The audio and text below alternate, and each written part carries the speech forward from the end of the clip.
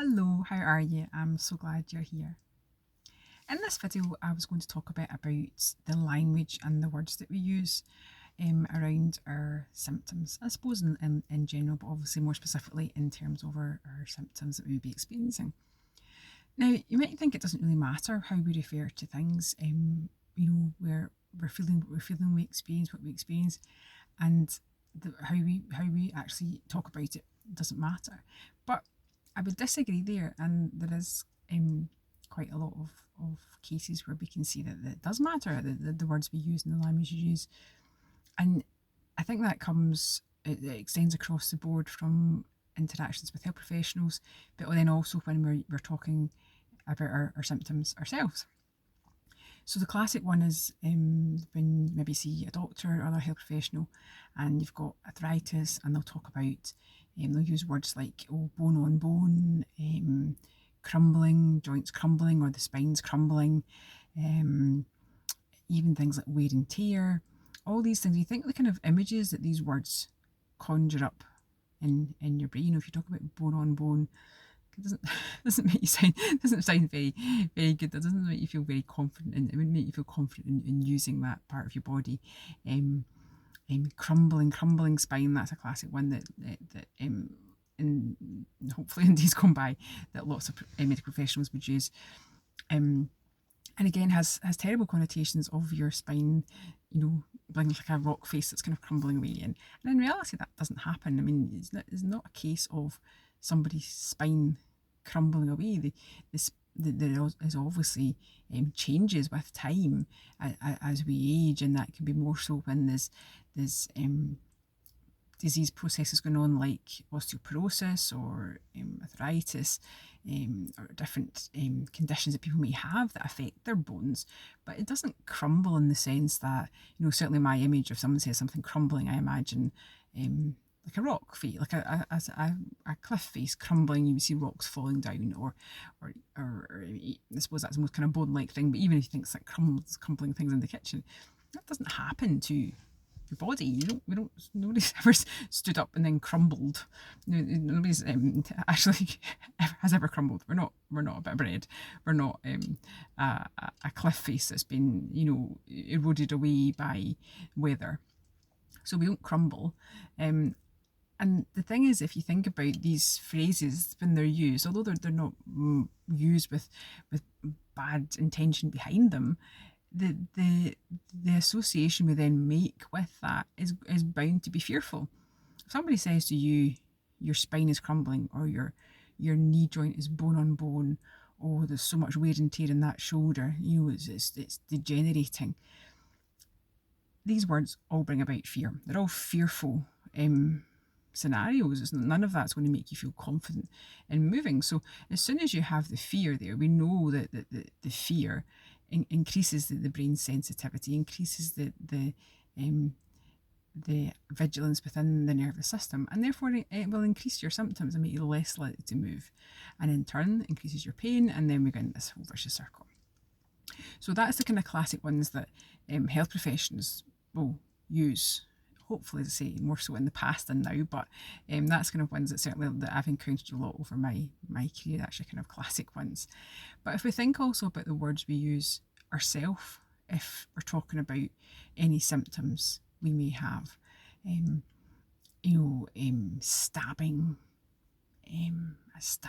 let's say that somebody's stabbing my leg.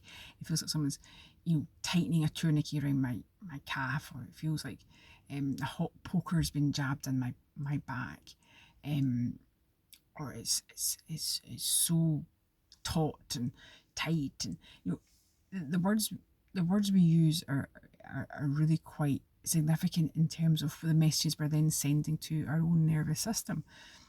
And the thing is that we know when in most cases of persistent pain or other symptoms that persist, it's due to the sensitivity of the nervous system. It's due to misinterpretation of normal signals. So, for example, if you feel when you stand up that there's a spasm in your back, it's most likely that is your brain and your nervous system misinterpreting the normal change in muscle tension that occurs in your back when you move from a sitting to a standing position. Because every time we move at all, any change in position, even as we're breathing, as I'm talking here, my muscles are changing in tension as I make demands on them. So at the minute I'm sitting in a supported seat in my car, as you can probably see. So I'm not having to work very hard. There's not much going on here, a bit of work in my trunk and my abdominal muscles. My neck's obviously having to hold my head up, and I'm going to start to move my arms because I'm doing that as I'm talking. Then the muscles are kicking in there. But if I was to reach forward, or across the car to get something out of the glove box, or if I was to open the door and step out, then there's a whole chain. A lot of muscles in my body are having to suddenly kick in and work. And that will require the muscles to tension to change, because the muscles will then be contracting in a normal way to enable me to do the movement that I want to do. So when someone who has back pain, for example, say their back is always sore when they get out of the car, then the most likely thing in that situation is that normal change in tension that I would experience, that everyone would experience as they move from a sitting to a standing position. And like that in a car, it's obviously more awkward, you're having to manoeuvre around. The muscles are changing and the muscle tension is changing. They're having to contract and relax in a normal way in order to enable you to do that movement. But what's happening when you've had pain for a long time is your brain is misinterpreting that normal change in muscle tension as something abnormal, as something to be fearful of, as a sign that something isn't right. But actually it's just the same tension, it's just the same change in tension that I experience when I don't have any back pain. So it's all down to the misinterpretation of normal signals. And because we've had pain for a long time, these pathways have become more sensitized. We've come to expect the pain there again. So again, more sensitization has occurred. And then its interpretation of that normal sensation has become distorted. So what was just a normal change in tension that I wouldn't even notice because my brain isn't interested in it, because it's disregarding it as it doesn't see there's anything to be fearful of. Someone who has back pain associated with that movement is interpreting that as something abnormal, as something fearful, but actually the change in tension is just the same. It's all down to the interpretation.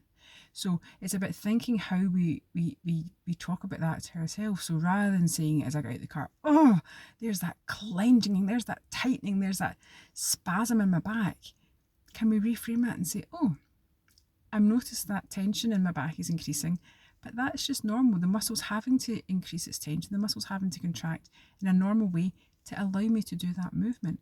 It's just my brain misinterpreting that normal change in tension as something to be fearful of. But I know it's just my brain misinterpreting that normal change in muscle tension. So again, just think about the words we use around the symptoms you're experiencing. If we know it's not due to any serious pathology, we know it's likely due to the misinterpretation of signals. See if you can just reframe it and change the words you use a wee bit, and remind yourself that actually what you're feeling is a normal change in sensation. And rather than associating it with kind of inflammatory type words that bring connotations of damage, see if you can change it and say, oh, that's just that normal alteration in muscle length and muscle tension. That's normal when I go to move like that. But my brain is misinterpreting it as something fearful. So rather than calling it a stabbing or a spasm or a clench or a ringing or all these kind of words that we use that increase the fear, see if you can reframe it as something just that's been misinterpreted, and that actually changing muscle tension is normal, and that's a normal thing. That means the muscles are actually working normally. Okay, I'll leave you at that for now, and I'll see you again soon. Bye for now.